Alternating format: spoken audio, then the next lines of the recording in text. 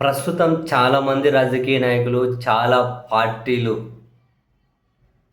కులాల బేస్ చేసుకోనో, లేకుంటే మతాలను బేస్ చేసుకోనో, దేవుడిని బేస్ చేసుకొని మరీ ముఖ్యంగా మతాన్ని, దేవుళ్ళను బేస్ చేసుకొని రాజకీయాలు చేసుకుంటూ వస్తున్న వాళ్ళు, ప్రభుత్వ విధానపరమైన నిర్ణయాల చుట్టూ, ప్రజలకి ఏం చేస్తే మంచి జరుగుతుందనే దాని చుట్టూ ఎక్కడా చర్చించరు. పాలకుల స్థానంలో ఉండే అవకాశం దొరికిన ప్రతిసారి కూడా ప్రజల్లో ఒక ఎమోషన్ రెచ్చగొట్టాలి, ప్రజల భావోద్వేగంతో ఆటలాడాలి, వాళ్ళ మనోభావాలతో ఆటలాడాలి, దాంతో రాజకీయం చేయాలి, దాంతో ప్రయోజనాలు పొందాలి అని మనం చూసాం.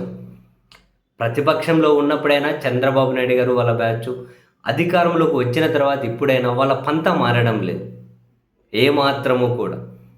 లేదంటే చూసారా, తిరుమల లడ్డు వ్యవహారానికి సరే ఆడ నెయ్యి కల్తీ జరిగింది అని చెప్పి ఆరోపణలు వేరు, దాని కదా పక్కన పెడదు. జరిగిందా లేదా, ఏ ప్రభుత్వం ఎట్లుంటుంది, ఏ ప్రభుత్వం ఏ రేటు, ఇది ఒక పెద్ద సబ్జెక్టు. కానీ పాలకులుగా ఉండి ముఖ్యమంత్రి గారు, ఉప ముఖ్యమంత్రి గారు అనేది ఏంటి, జంతువుల కొవ్వు కలిసింది, పిగ్ ఫ్యాట్ కలిసింది, కౌ ఫ్యాట్ కలిసింది. ఇప్పుడు సిబిఐ విచారణ ముగిసి ఛార్జ్ షీట్ వేశారు. క్షమాపణ చెప్పాలి కదా వీళ్ళ జనానికి. వీళ్ళకి కాసింత ఏదైనా దేవుడి మీద భక్తి ఉంటే, లేదా జనాల మీద వాళ్ళ వాళ్ళ వాళ్ళ మనోభావాల మీద, వాళ్ళ భావోద్వేగాల మీద వీళ్ళకి రెస్పెక్ట్ ఉంటే వీళ్ళకి క్షమాపణ చెప్పాలి కదా. అది నిరూపితమైందా? జనాలు అడగాలి కదా. అంటే రాజకీయం కోసం ఇంత నీచానికి పాల్పడొచ్చా అండి? ఎక్కడైనా కనుక జగన్మోహన్ రెడ్డి గారు ఇలా మతాలను బేస్ చేసుకుని, దేవుణ్ణి బేస్ చేసుకుని ఇంత నీచ రాజకీయానికి ఎక్కడైనా పాల్పడ్డారా?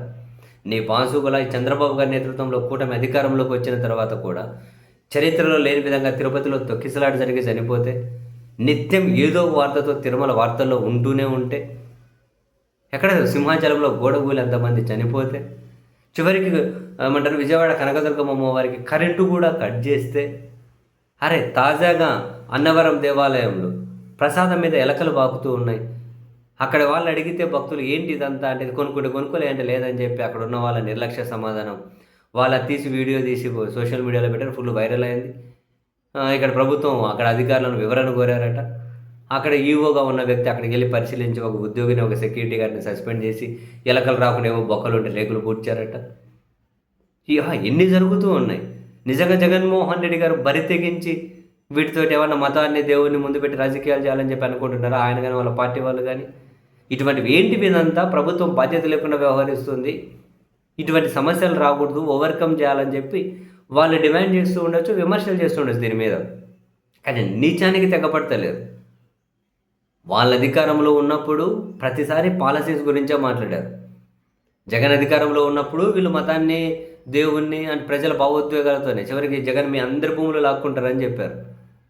ఇట్లాంటివన్నీ జనాల భావోద్వేగాలతోనే రాజకీయం చేశారు. ఇప్పుడు అధికారంలోకి వచ్చిన తర్వాత కూడా చూడండి. కానీ జగన్మోహన్ గారు ఎక్కడైనా కనుక ఇవన్నీ రెచ్చగొట్టే పని చేశారా? ఆయన అప్ టు ద మార్క్. జనానికి ఏది మంచి, ఏది చెడు, విద్య, వైద్యం, పాలసీసు, డెవలప్మెంట్, దీని గురించే చర్చ జరగాలి. అది మంచి, ఏది చెడు ప్రజలు నిర్ణయించుకొని ఓట్లు వేయగలగాలి.